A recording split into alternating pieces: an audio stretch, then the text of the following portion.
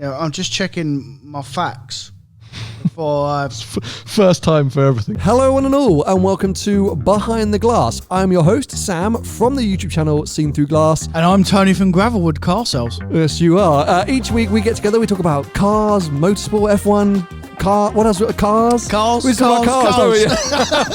You can listen to us on Spotify, Apple Podcasts. You can watch us on youtube.com/Behind the Glass. Don't forget to subscribe and turn on notifications. And Tony, if people want to support this podcast, what should they do? Watch it. No. But also head to Patreon. You can support us on patreon.com/Behind the Glass. Thanks for tuning in. We hope you enjoyed the episode. Finally, we are announcing the Behind the Glass live events for 2022. I know lots of you have been waiting for this, and we will secretly reveal that actually we told our patrons about them last week. Oh, we've probably sold some tickets. We've actually sold out a quarter of all the tickets already to our patrons. Brilliant. 25% of the tickets gone already for the 5 events that we announced to them last week. So yeah, if you're like, oh my God, how am I missing out? You should be a patron. You've already got your front row seat. There you go. And your tea or whatever we give you. But as I say, it is only a quarter of the tickets. There's still lots of tickets remaining for, as I say, the 5 events we currently have planned for this year. We are hoping to do a few more, but these are the ones we've got locked in, and we're announcing them right now. Tickets are officially on sale to the rest of you, to non-Patreon To the rest members, of the world. To the rest of the world. Because the last time, people come, mate, from all over.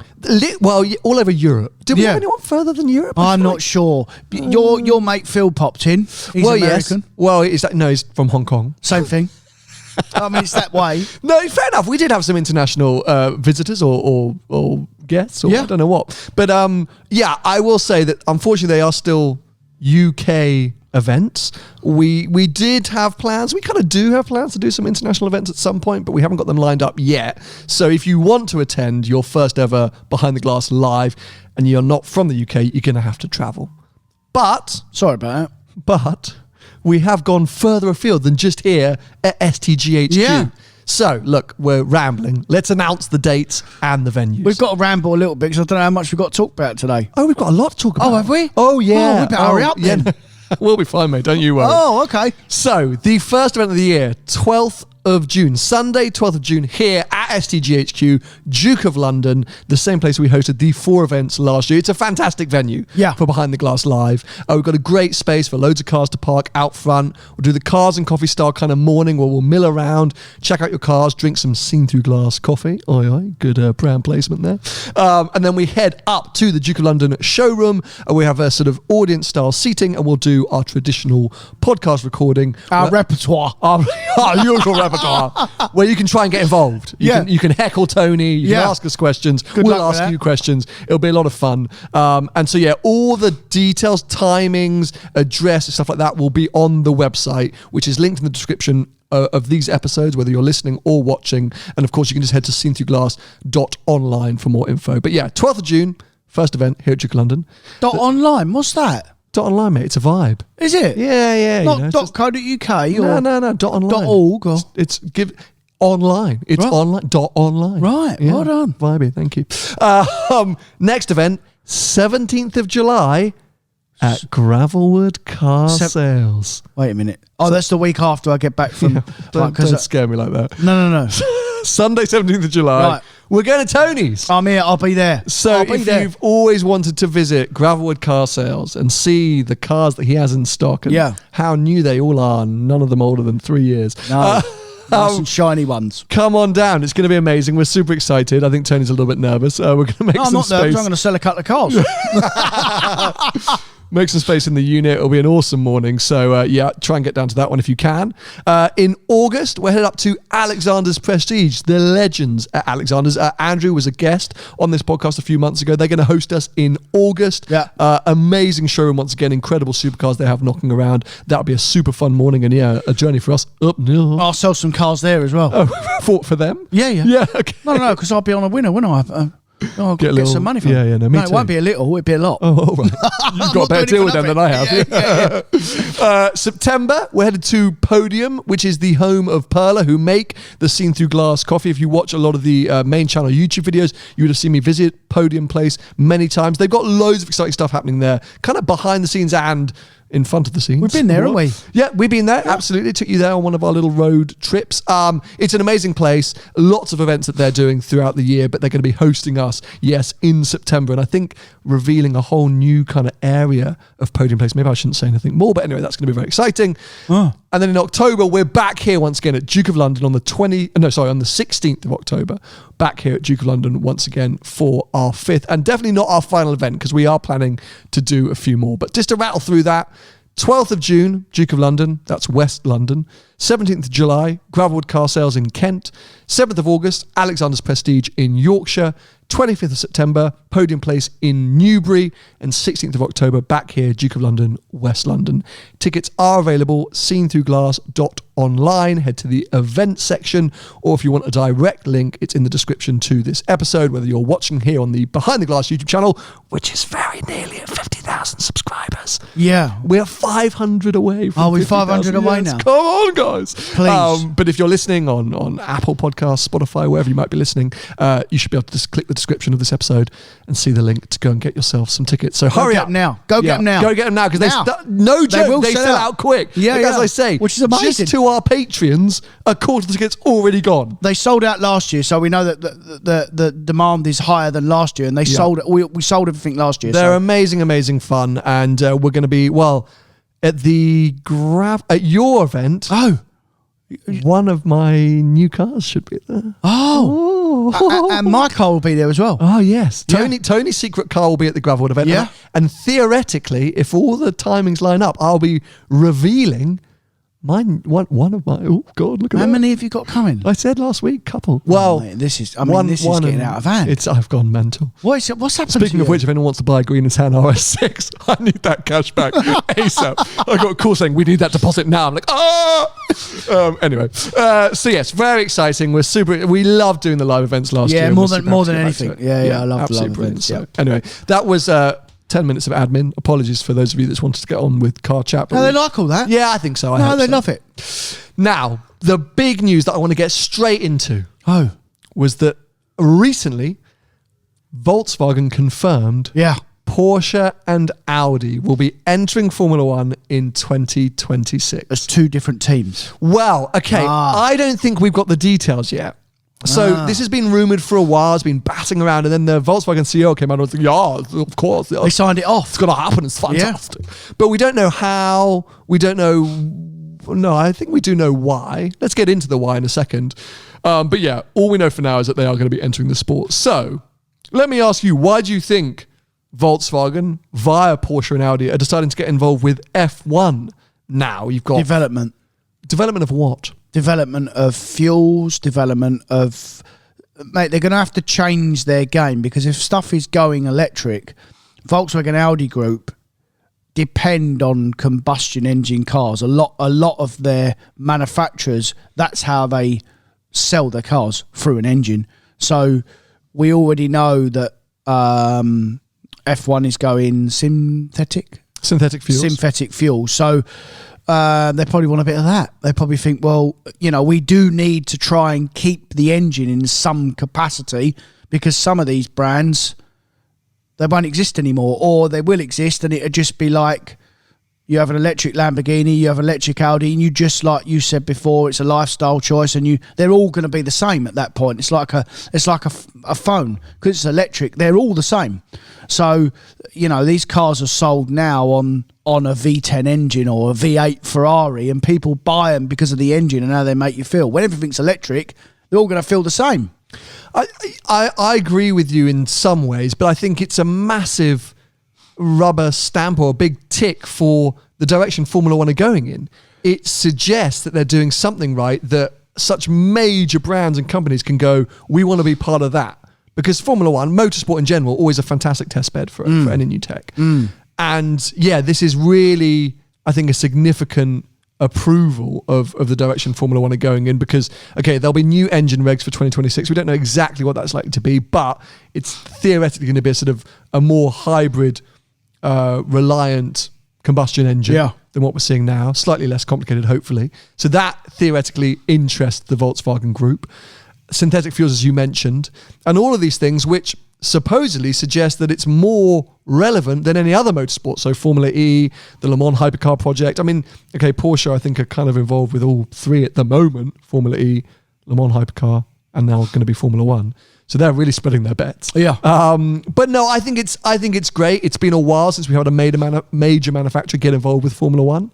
I think because they all come out. They all pulled out. Well, global financial crisis, 2008, right? Yeah. They all bailed. Yeah. But with the budget cap, so with this push towards new tech, I think it's good.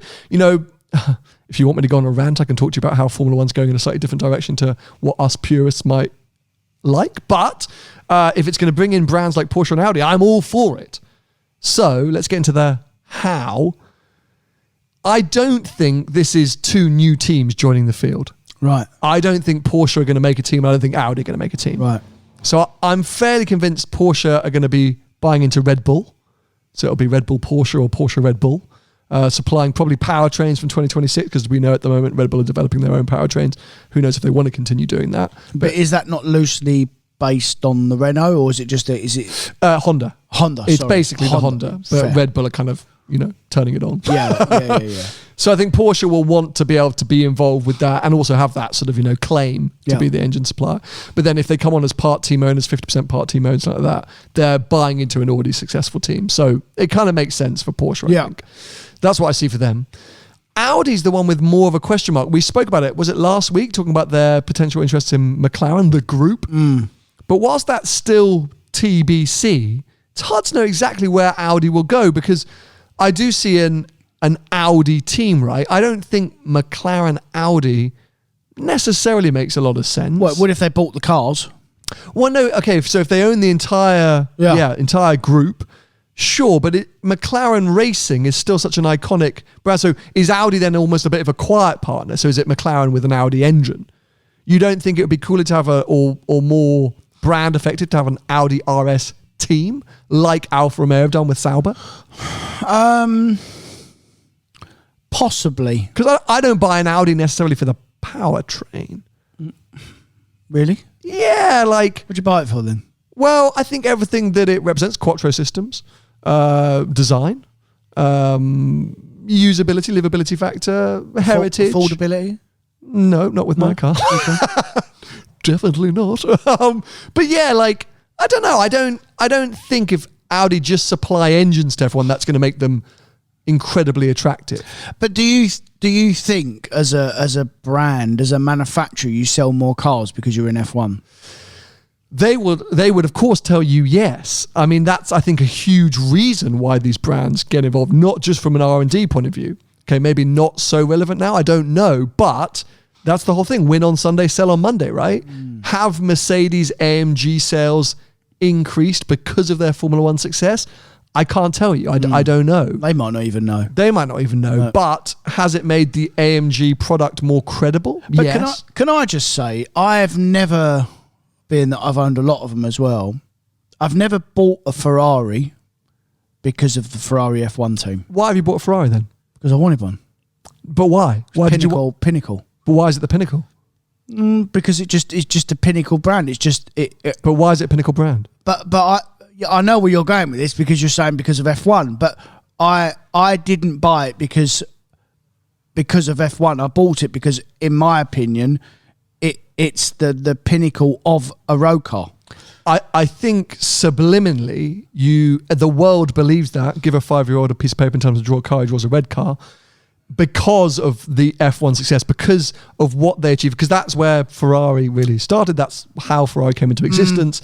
The road cars were only as desirable as they were back in the late 50s, 60s, because of the success they were having on the track. People thought, not now.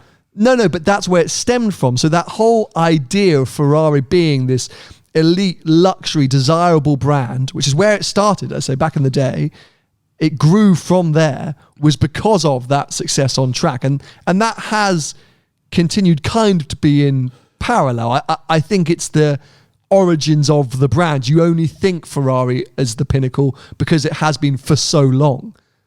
And it's always been that desirable mark. It's always been that red sports car that you wanted to go out and get. Yeah, so maybe it started because of F1. Not because of me, but when I bought into the brand, I didn't give F1 a second thought. It was just I wanted a Ferrari. Absolutely. Because I could have had a Lambo. 100%. Yeah. But I believe that aura of Ferrari comes from their maybe initially years of... Yeah. Or, and so Lamborghini doesn't have that prowess because their heritage is different. Yeah. It's a different kind of brand. And so, you're right. I don't think it's necessarily, because look, I'm a big Lewis Hamilton fan.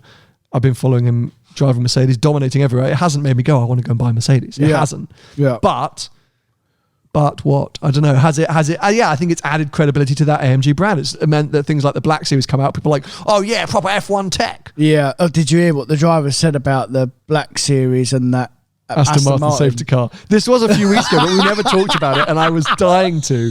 When they came out and they were all slagging off the Vantage, saying it's like 5 seconds a lap slower than the Black Series. Yeah. I mean, duh. Yeah. I mean, obvious. Yeah, I mean, it's kind of painful. Yeah. It's basically an AMG GTS for wing. No, isn't it? Absolutely. The Aston, yeah. The Aston. I mean, the Black Series is a proper track focused, full out, as we know, basically a GT3 car. Yeah. But the fact the Formula 1 drivers are really picking up on it, I mean, just not great for Aston's marketing. No, it's not good. And actually, speaking about things that aren't great for Aston's marketing, why don't Audi buy Aston? Well, I think Lance Stroll would find that a bitter pill to swallow. No, he'd sell it. I think he would sell Aston Martin now. Okay, so this brings us on perfectly. Did you see Tobias Merz is stepping down, is leaving? So their CEO, the guy came in from AMG to take over from Andy Palmer. Already? Gone. Apparently differences with Mr. Stroll. Yeah. I think he's been promised the world, and Mr. Stroll, with his intentions, has obviously thought, I'm going to turn this brand round and make money. And he's probably looked at it and thought, flipping hell, I can't do this. Well, he's trying to turn it into Ferrari because he's basically hired all ex-Ferrari employees, Italian employees to come in. Yeah, they're literally the new CEO, the new everyone's from Ferrari. So that's his this is what that's a successful brand. I'll do the same. But I think maybe what he's trying to do is he's trying to get all that in play. I think he'd sell it, mate. Honestly, because some of it's it's a status symbol, we own Aston Martin. And don't forget, he doesn't own it all, by the way. It's a consortium. It's a consortium. Yeah, so it's a way for his son to go racing, isn't it? It's a way for his son to go racing, so which he doesn't pay entirely for either, by the way. I think he has probably surprised himself or been disappointed with the results of Aston over the last couple of years since he stepped in.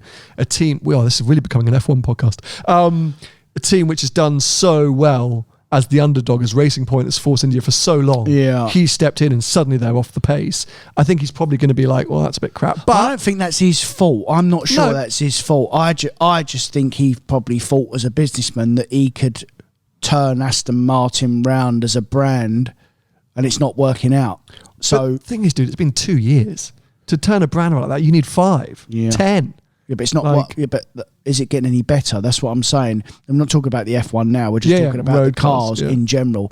It's no better, mate. It's no different. Has anything happened, though? Nothing's happened. But that's what I mean. So, because as we know, to develop a new car takes 5 or 10 years. If you're going to bring in a whole new product line, that's a long load of development. You don't rush that out in 2 years. You don't have a DB11 replacement in 2 years. You don't why is the bloke from Germany left then? Good point. I mean, clearly differences, clearly disagreeing in the direction it's going in. Yeah. It's not good, I don't think. I don't think there's good signs or sounds coming out of Aston at the moment. No. But you listen to any podcast or an interview with Lawrence Stroll, sorry, bloody hell.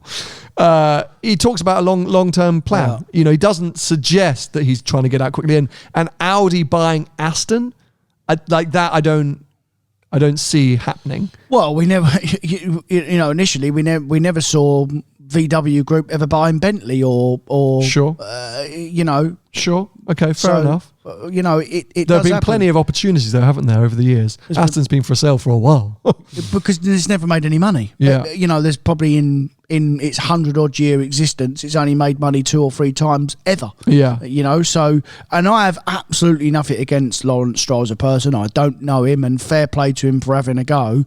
But he's probably sitting back and looking at the numbers, and he's a businessman, he's a proper businessman. He's probably thinking, flipping hell, I'm pissing in the wind here. Because it's a shit show of a brand, Aston Martin, mate. Honestly, from what I know down the years, it is a shit show of a brand, and fair play, he's trying to turn it round, but my personal opinion is that he would sell it. I think it would be a gross injustice if he sold it. I mean, 2 years, you can't do anything to a car brand in 2 years. Yeah. You will not. I mean, look at McLaren. So if Audi get into McLaren, 2 years, they're still going to be struggling to turn things around. Yeah. It takes a long time to implement all these changes, bring out new models, design things, change protocols. That's a long old process. How long did Ford own Aston Martin? They only owned them 2 minutes and they sold them. But same for me. They didn't own them. I don't know the exact time, but they didn't own them long, and they looked at it and thought, "Flipping hell, we need to come out of this." And maybe you're right. Maybe as a pure businessman, that's what he's going to do. But at the same time, I hope it's not the case. I hope he's going to try longer. And it's clearly, if they're going through all these changes, maybe they realised that Merz wasn't the right guy. Maybe he brought him in thinking you're going to be the perfect guy, and after 18 months went, hold on a sec, we're not agreeing on the direction here. Let's bring in somebody else. So maybe it's just a show of how cutthroat old Stroll is. Maybe it's a bit of that, or it's a bit of a personality thing, but they just didn't get on as people. For sure, you can't get on with everyone, mate. No one likes me. No, we know that. But I like it like that. Well, obviously, speaking of Aston Martin, we have to talk about the DBX, and we can bring up this. Well, sort of. We can bring up this really interesting stat which I saw. Actually, not really interesting, but I liked it. Car industry analysis on Twitter @LoveCarIndustry, one of my favourite Twitter profiles to follow.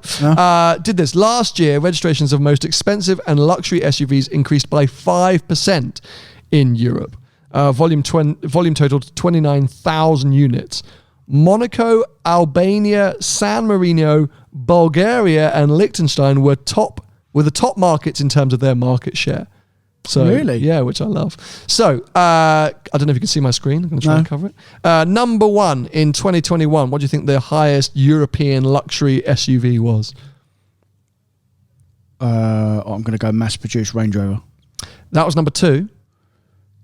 G-Wagon. Yes. Mercedes G-Class, 7,500 units, up 17%. Range Rover dropped by 5%, you would suggest, because the new model was coming, end of the line. Supply as well. There are supply issues there, yeah. Number 3. What do you think number 3 was in the luxury SUV? Oh, Urus. Nope. Urus? Really? Nope. Think about the countries that I just listed, by the way. Albania, Liechtenstein, Bulgaria.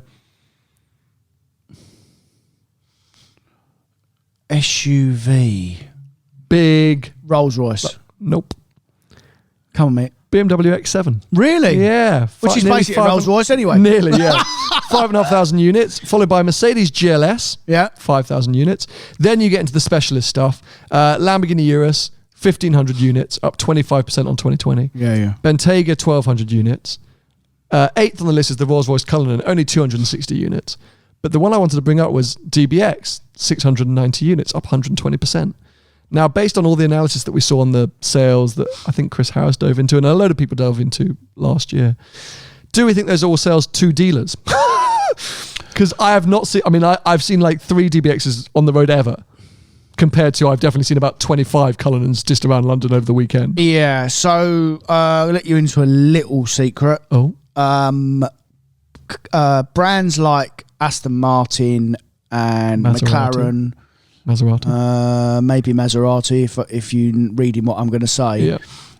When a car comes in, they have to write a check for it straight away. So they have to own it, so they have to pay the manufacturer straight away.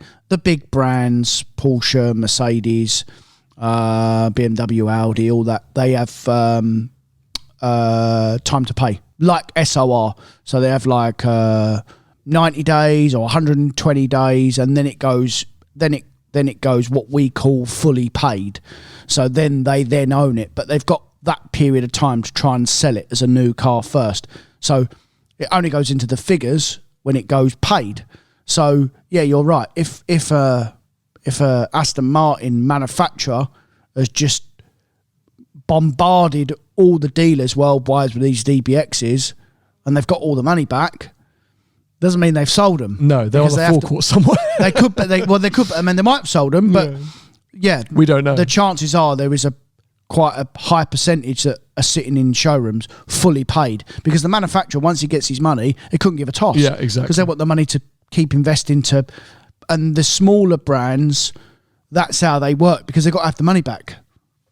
Clever way of doing business. Well, it's the way they have to do it, mate. Yeah, because for sure. You know, these bigger brands, it's a conveyor belt, and you know, when you take Volkswagen Audi Group as a business, the car part is small compared to the bank. I mean, Volkswagen Bank, it's one of the biggest banks in the world. It owns property and money and all around the world, mate. So the car bit is just a subsidiary. So it makes no odds to them. They've got more money than sense. I think maybe we're being overly harsh. Maybe nearly 700 DBXs have been sold to customers. Fundamentally, though, the interesting stat is it's half the Urus. Yeah. The Urus is at 1,500 units in Europe in 2021. DBX at just under 700. Yeah. So, you know, they're supposed to be direct rivals, aren't they? Lamborghini worked the same way as well as Aston Martin, so the dealers would have to write a check for them as well. Okay. I'm pretty sure that is how it works at Lamborghini. It may have changed now, but it definitely used to work like that, and not that long ago. But we know for sure that Urus... Just based on the cars you see. No, you can't... If you walk into a Lamborghini dealer today and say, can I have a Urus? They'll take a 20,000 quid deposit and say it might come next year. Who knows? So they haven't got... They might have wrote a check for all these cars, but they've all gone. They're paid and sold, and that, you know, they're gone. They're sold. As I say, you know, I judge this not being in your side of the business. I judge this on literally just visuals. And I mean, I've seen Uruses in the arse end of nowhere. Yeah. And then I've literally seen about 3 DBXs. So it's a clear stat. Different countries will be different, mate. I mean, you know, if you take Land Rover for an example. Land Rover as an example. Land Rover. They only 10% of their production stays here. Yeah, the rest big of it, worldwide product. Isn't it? So you know, they'll easily sell more cars in China and America than what they do here. So just because we as a country haven't seen many DBXs, and you're quite right, I've only ever had one as a dealer. I did sell it, but in America and China, there might be millions of them. Yeah, no, fair enough. We don't know. This is Europe wide. Yeah. So we're getting some insight. But yeah, interesting. It makes sense, the G-Wagon thing, because, you know, they just are still such a desirable product for so many. I'd like to see the worldwide, because if you bring China and America in, I would say that the DBX would be further up the list, but then quite a few of the other cars would be up. The Urus would be right up there, and Land Rover would probably be at the top, with the G-Wagon as well, by the way. Well, I'll keep my eyes peeled on the lovely, I say, car industry analysis page, and see if any global sales come through. They do seem to focus slightly in, but here we go. I mean, top 30 largest light vehicle markets. I'm getting carried away now. It's a very interesting profile. Yeah. Anyway, let's come on to our main topic for today, because a friend of mine texted me over the weekend and said, "Hey, mate." Me or Paul? No, I have one other friend. I was going to say, it's my mum. Saying, "Hey, mate, bit of a weird one. Got a bonus through work. I've got 20 grand to spend on a car for the summer. What do you think I could get?" And I was a bit embarrassed to be like, I don't really know what you can buy for 20 grand. Get bus pass. Yeah. I was like, I don't look at that point in the market very often. Let me jump on and have a look, and I can send you some recommendations. Oh, no, you didn't send him recommendations. I did. No. Yeah. So we're going to go through some more recommendations. I'm so sorry, Sam's friend. A few things to note here, which are his criteria were fun but also semi-practical. So he didn't want like an MX-5 or something like that, which I was like, if you're buying an MX-5 for 20 grand, stop talking to me. Why? Okay. What's wrong with that? We'll come back to that. So some of my things on the way that I was looking was, things that had a bit of space and practicality. It's not the criteria I definitely need us to follow, but I did text you and I said, for the podcast this week, I'd be interested to see, because we will pick some different cars, what we think the coolest in inverted commas, cars that you can buy used for under 20 grand in the market today. Yeah, you never give me a criteria though. No, I said 4 seats or 7 seats or... No, and I'm not sticking to that. Right, I'm not, good. But the cars that I have written down are ones that I sent through to him, so they are inherently a little bit practical as well as cool. But that's fine. That's why I text you to come up with a list as well, because mine will err on practicality. Hopefully yours won't. But this will mean that you should finish today's podcast with 10 pretty cool... 10? Well, yeah, 5 from me, 5 from you. Oh, right. Calm down. All right. Well, 10, that's simple maths. Okay. 5 from Tony, 5 from me. Cool cars that you could go out and buy for under 20 grand this summer if you've got that cash to splash like my mate does. What a nice bonus from work, eh? You can tell he's got a fancy job. Anyway, shall we dive in? Do you want my first one or do you want to go first? No, you go first, Bob, because I always go first and put my foot right in it. Sure. But I'm ready for you this week. My first suggestion was a quirky one, and I went for this will be cool, it will be understated, it's quirky, it's anyway, original C43 AMG Estate. How old? It's a 99 car or 2000. It is the box. It's like that boxy Merc shape. The C4, you could get a C55, but they're rare and they're expensive. You could pick up a C43 for like 10, 11 grand easy, and that's not even like sub 100,000 miles. It's an auto box, lovely little sweet engine, small car. It's practical for him, so he can chuck his kid in the back and he's ready to go. Like bish bash bosh. Like what a cool thing. You like your friend?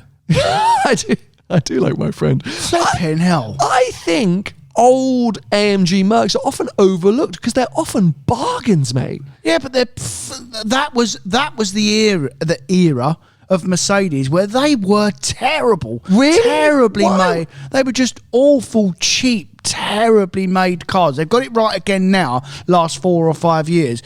But there was that 15-year period where they were, excuse my language, dog shit. They were terrible cars, mate, in general. And then if you go earlier, 80s, they were bulletproof. They were proper, maybe up to 90, but there was a 20-year period where they were crap. Crap. Okay, so hold on a second, because firstly, little insight into my own life. When I was growing up, my parents had Mercedes wagons. That's what we grew up with. Before Dad fell in love with the Range Rover.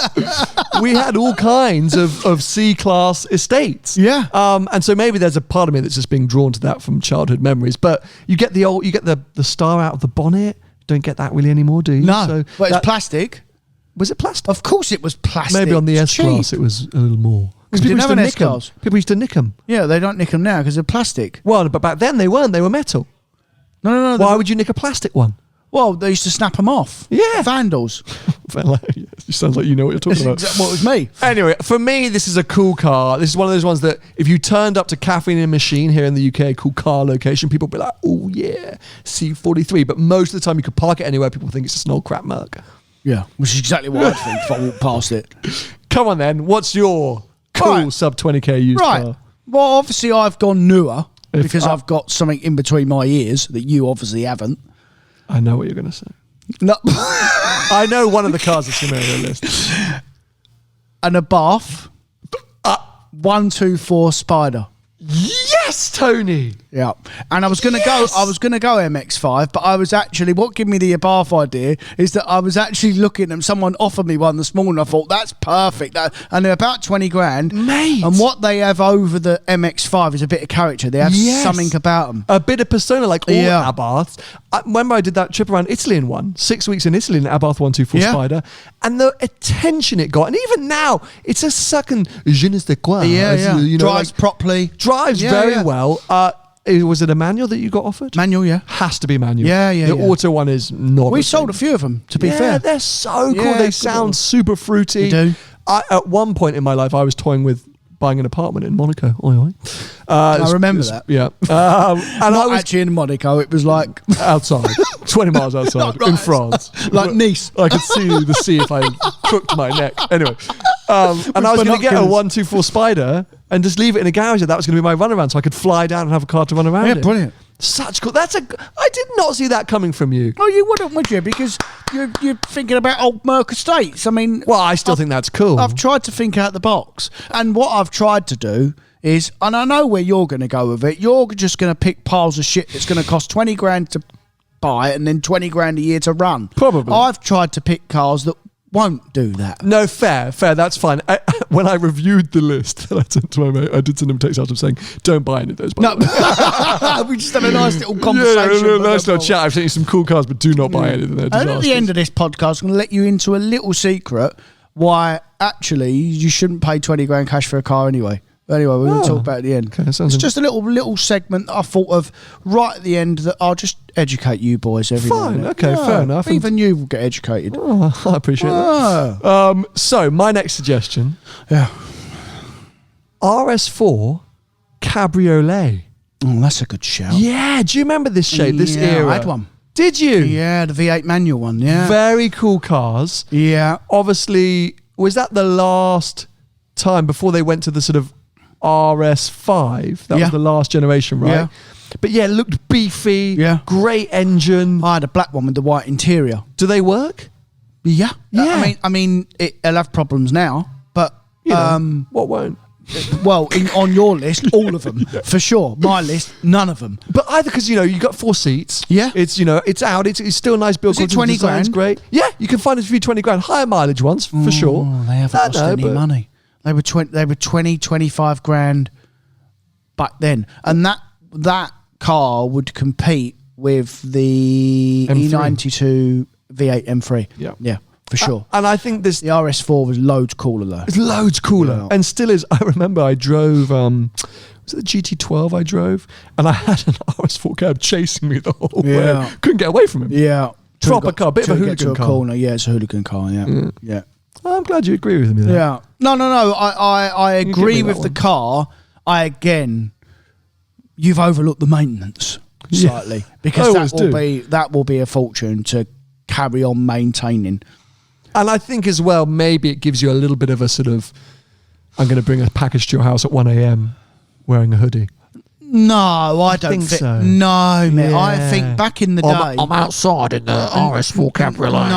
No. Back in the day, and I bought a few of them cars. Oh, there you go. No. From customers, and they lived in like Canary Wharf and stuff. Oh. Yeah, you had to have a good job. They were big money back in the day. Hey, as I say, I think it's cool. I'm suggesting it, but I just wonder if you're going to get a higher mileage one with some dodgy aftermarket rims. I'll be doggy. Yeah. But if you get a really nice OEM original spec, with 30 grand, won't be 20 grand. We'll check in a second. 100%. Okay, give me your next one.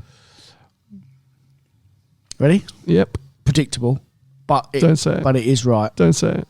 Ford. Oh no. Okay. Fiesta. Yep. ST3. Okay, so. This is where I get really bad. My Ford knowledge is appalling.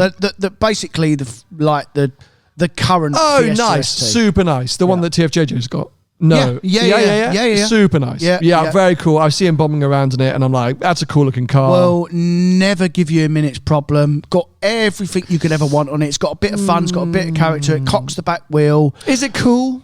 Yeah. It's totally fine, mate. It does everything. So you can get a 5-door one. So yeah, I don't think it's cool enough. Well, I do. The problem is that modern cars, the cool bit has been taken away from them slightly. The character, and I can give you a really, really good example. And I love these cars. They're not in the 20 grand budget, by the way. Well, they would for an older one, but I never put this in. Is that we've got a brand new Mark 8 Golf R in stock. Oh. Right? Well, I thought that's what you were going to bring up. No. It's not in my list because you can't get a good one for 20 grand. That sounds ridiculous, but you can't. And I was driving it the other day, and I'm thinking, this is exactly the same as a 7.5, but with 2 screens in it. Even the wing mirrors are the same. When you're sitting in it, apart from the 2 screens, to drive down the road, it's a rip-off, mate. It's the same car. It's the same. It's basically the same car, quieter, with 2 screens, and it's obviously a more modern car. And what's the price difference? Easily 10 grand. Yeah. Easily 10 grand. Yeah, no, I'm not surprised by what you're saying there. To come back to the Fiesta in this list, my thinking is if you're spending 20 grand, like, do you not think a Cooper, Mini John Cooper Works would be cooler? Something with like the Fiesta's a bit too understated. Oh, that's good though. It's got to be. It's not cool. But John Cooper Works. It's just like, do you want a Mini or do you want a Ford? I mean, they're really good little cars, mate. And to be fair, I said the C43 was cool because it was understated. So I'm sort of eating my own words a bit. A little bit, yeah. But everything will work on that car. You know, it'll just do everything you want it to do. Yeah, but if I'd said to my mate, go and buy a Ford Fiesta, I think he would have been like, oh, what, you told him go and buy a C43, a 20-year-old one? I mean, so cool. Flipping what adventures you'd have. Basically, if an RS2 was not 70 or 80 grand as they are, that would have been my choice, and my closest thing to it was a C43. Unbelievable. That's as close as I could get, basically. I'm gonna lose one. Okay, we're not going to talk about it because I'm just going to discount it straight away because I know you're going to rip it apart. The original RS6 Avant. Autobox does about 3 mpg. I do about 5 mpg in my one, so they haven't really improved there. Cool, boxy, but I'm just I don't know why. I'm just terrible, mate. Yeah, that's the worst. I've gone off it. I've gone off it. Yeah. It was because at that point I was into the whole like cool old estate thing. So I was like, because he was like, oh, see, okay, and I was like, oh, check out this RS6. Anyway, you're seeing my train of thought happening as I was texting. So we'll come on to my next one. Go on. Porsche Cayenne Turbo. Oh no, the original Cayenne Turbo. I know what you're talking about, and I don't know. You should have put a GTS in there. Can you get a GTS? Yeah, yes. Okay, but I've heard the GTSs were very unreliable. That engine apparently is appalling. That is a V8, right? Yeah, but flipping hell, that old Cayenne was an awful car. No, but I think they're really coming into their own. I think really, I think looks-wise, they're starting to really win people back round. I think at sub 20k, what a lot of car for that kind of money. Okay, yes, reliability I've heard a little bit of, especially around the GTS, but if you find one that's well looked after, the spec on them can be insane, the performance, and I say it's kind of got that 996, 997 coolness about it at the moment. No, mate. No, mate. Honestly, they used to leak water like sieves. Honestly, in the footwell. Mate. What, from the air conditioning unit? Or what? From the drain holes used to get blocked up, but it was because of where they were positioned. All cars around that era were really bad, and what used to happen is the water used to seep inside the passenger side. And in the passenger side was where all the computers and all the ECUs were. Oh, God, so honestly, mate, it would be. I remember taking one in part exchange once, and I thought, "What's that swishing noise?" And let's go around a corner, and you just hear water go down the whole side of the sill. And we drilled holes to try and get the water out, little holes, and it was like pissing out for days. I mean, I never resold it. Obviously, went to the auction, but this is that's just one little problem. They have big sat-nav unit problems, and mate, it's a full-on disaster. It's cool though, isn't it? Well, it's cool if you're just going to look at it, you never want to drive it. It's kind of what I would. A stink of damp and but you're talking about the worst examples because and also at that point, mate, you were a dodgy dealership, so you were getting dodgy examples. I was only dodgy if I was reselling them. I wasn't. I did resell one once and thought I'm never doing that again because they just keep coming back to me. It's like a boomerang. I don't know. I like that original Cayenne. I think it's growing into its own. With any, as we've spoken about many times in this podcast, when you're buying used or old, you've really got to do your research and try and find great examples and well looked after examples and be prepared to do maintenance. That was my sort of shout of like, let's go down the SUV route. And sub 20k cool SUVs are quite hard to find. There's not too many which are kind of like sexy. That for me, I think still ticks a lot of boxes to say I got a Cayenne Turbo under 20k. Yeah. Oh, whatever. Come on then, throw me something that's equally boring as your Fiesta shout. BMW? 130i. M140i. Yeah. Duh. What's wrong with that? That's not boring. No, that's got loads of character. Boring. Yeah, is it the rear-wheel drive one? Yeah. Yeah, fair. All-wheel drive. Get like a 2019 car. Decent mileage. I mean, that's pretty good if you're getting a car that relatively new. Won't cause you any problems. Again, like the Fiesta, 5-door, work every time he's on the button. Don't have many problems. All right on fuel. You can't turn up to a car meeting one though, can you? Well, are you going to turn up wherever you like and what you like? Are you going to go on a road trip to Wales or the Alps in one? You might not go to the Alps, but you go to Wales in a hot hatch. It's a hot hatch, mate. Yeah, people love them. Yeah. No, I don't disagree. I think the car is cool. All I'm trying to work out is like, is that really like the coolest stuff you can buy sub 20k? I think it's a good buy. I think it's like a good car, and yeah, you sort of ticking the boxes, but as a bit of summer fun. I know I'm now putting criteria on you, which I told you wasn't the point. Yeah. You keep moving the goalposts. I know. Because basically my list is better than yours. Well, no, your list is a good practical list. Solid list. I got 20k. What car should I go and buy? Yeah. My list is a like deluded. What's kind of cool and quirky stuff sub 20k? And that's things, you know. I have got one in there that's cool and quirky though. As in, I have got one in there that will cost you a few quid, but if you get you will get a good one for 20 grand. No, you go next. Well, I'm going with the one that you're going to rip apart, but I have to include is the Bentley Continental, because I know I'm not even going to let you get in on this because I don't care. No matter what, if you can rock up in a Bentley Continental, even if it's a Gen 1, like, you know, what we would look at and go, oh, it's still a Bentley. It is still cool, and you can still waft around. And, you know, for the 5 days that it's not up in smoke on the side of a motorway, those 5, you're going to be like, wow, I feel like bloody Lionel Messi or whoever it would have been that would have been driving one around in that era. Like when they were new, exactly. 2004, whenever it was. Rooney. You know, like I think that's hard to escape or hard to ignore when you're browsing. If you put 20k, you know, 0 to 60 sub 8 seconds, whatever. Like if you, as you're browsing, whenever you see Continental, you go, oh, Continental. Like you can't help it. It's still. Oh, you can when you get it and you get a bill. Sure, a bit like, you know, there were a few DB7s on there that I was like, oh, I could send that his way. But yes, okay, with hindsight, with knowledge, it's a risky buy. It's a risky purchase. Yeah. But as a car person, as an enthusiast, as I say, if you're scrolling past Fiestas and M134Is or whatever. 134s, as a bus. You know, I don't even know what it's called. No, I'm joking. But, you know, as you're scrolling through endless hot hatches and Hyundais and whatever, and then there's a Bentley Continental, you can't help but be like, oh, come on. Yeah, fair enough.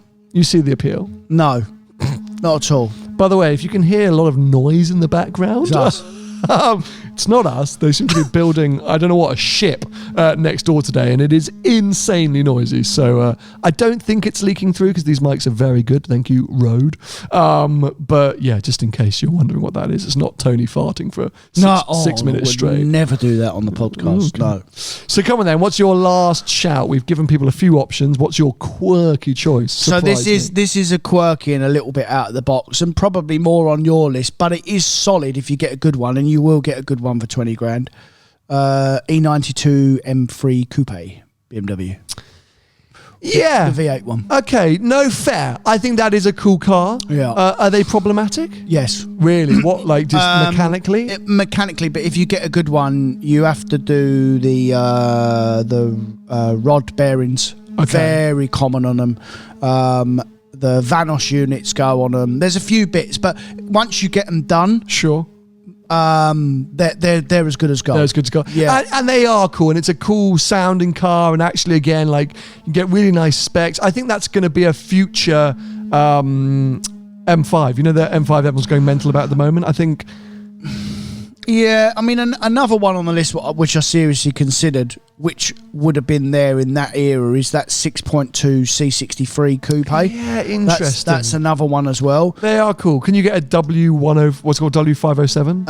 That's a bit too much. That's too much, the 507s. But you get a normal 63 for 20 grand, you know. Big engine. Big engine, sliding. Loads of character. I just picked the M3 because it's a bit more me than the brute of the 63, you know. So I think you just have a little bit more fun in the BMW. But that's my only car that's like half. you have to spend the money and make sure you get a good one. Once you do them bits, I've also heard of bottom ends going on them as well, them M3s. But I mean, there's lots of specialists out there now that do them and rebuild them and get them right. And I think you can finesse them and tune them a sliply and get the suspension set up. It could be a good little driver's car. Yeah. I mean, it's not even little, it's a proper driver's car. Yeah. I think that's actually a fairly decent bunch of cars. You're going to say all of mine are crap, but they are. I would discount your Fiesta. I think you could do cooler. I think you could do better. One of the best-selling cars in the country. No, of course, but therefore boring. Not cool enough. It does the job, mate. Swiss Army knife. Does everything. But fair enough. But if okay, so why shouldn't someone buy a car cash 20 grand? Because finance is cheaper.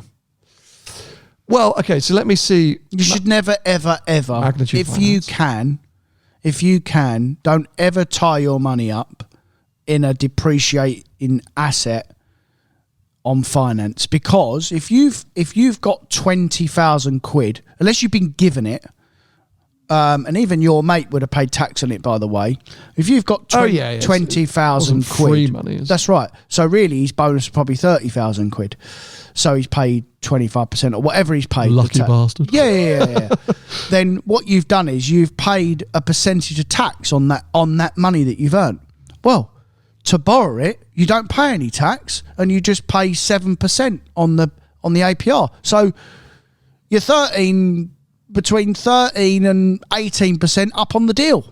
I mean, there's a lot of, if you listen to, how to be a success, how to make money for it, a lot of these big, rich mother chuckers like Tony will often say, don't spend your own money if you don't have to. Spend somebody else's money. It's cheaper, exactly, it's cheaper, it's more effective, all these different reasons. And why spend your own money when you can spend somebody else's? Yeah. And of course, I've financed all my cars through Magnitude for years, and Magnitude have been great to me in terms of giving me that advice, to helping set up deals that work for me. I change my cars a lot and regularly, etc. Actually, less regularly than I did, but RS6 is going to change that.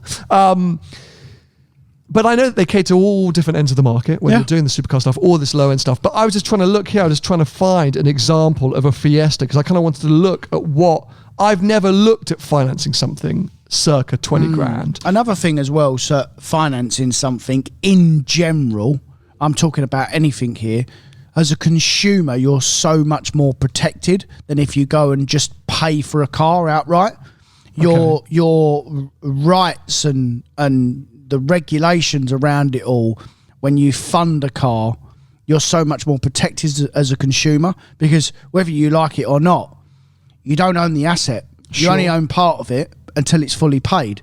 So if anything ever goes wrong with that car or something's not right, as a consumer, just you call the bank, because it's the bank's asset. It's not your asset. Fine. So you can't do that. If you've gone and paid cash for something, you can't do that. You've just got the bloke who you bought it from doorstep, which would be your picks. They would just be some bloke who's selling a car on his doorstep, which I wouldn't advise. Or you go to a dealer. Now, obviously, when you buy a car from a dealer, you're also heavily protected, but you're even more protected when you buy a car on finance. So they're the two big reasons why you should probably actually not put your money into there's three reasons: depreciating asset, you're more protected, and actually because of the percentage of it costs to borrow the money and the percentage it costs to save the money and it's tax money, it's cheaper to fund it. So let's do some little man maths here because it's a bit of fun. I found an example Fiesta ST3, 2019 car, 19,000 miles, 19,000 pounds, 7,000 miles on the clock. Yeah. I've chucked it into the Magnitude Finance calculator as a 20 grand car with a 2 grand deposit. Yeah.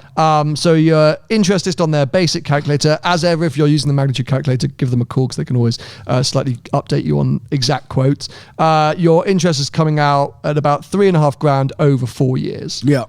So your 800 quid a year, roughly. Yeah. Your monthly payment essentially is £288.53. So let's say you keep that car for 2 years. What did you say the average ownership of a car is? It's between 24 and 27 months. So let's put 25 months. Just over 2 years. So just over 2 years, that car's going to cost you £7,200.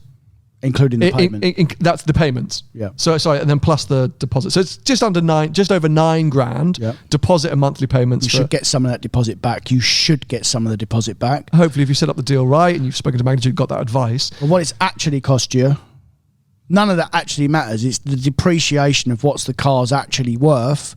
And on something used like that, your monthly payment should cover the depreciation. All it's actually cost you is the interest on the loan. Yeah, so... Because you're going to get some of that money back as well. Over a 2-year period, drip by drip, you're spending under 10 grand, and then theoretically you're coming to sell. Hopefully, as you say, you're getting your deposit back or whatever it might 12 grand, be. say.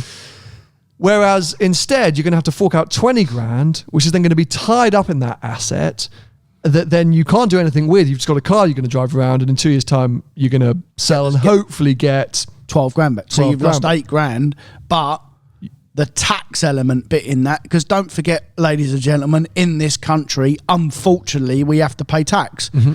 And that's, is that 19 or 20% at the moment for, I mean, it's not for me, but in general, it's 19 or 20%. So you're 13% up on the deal. Yeah, I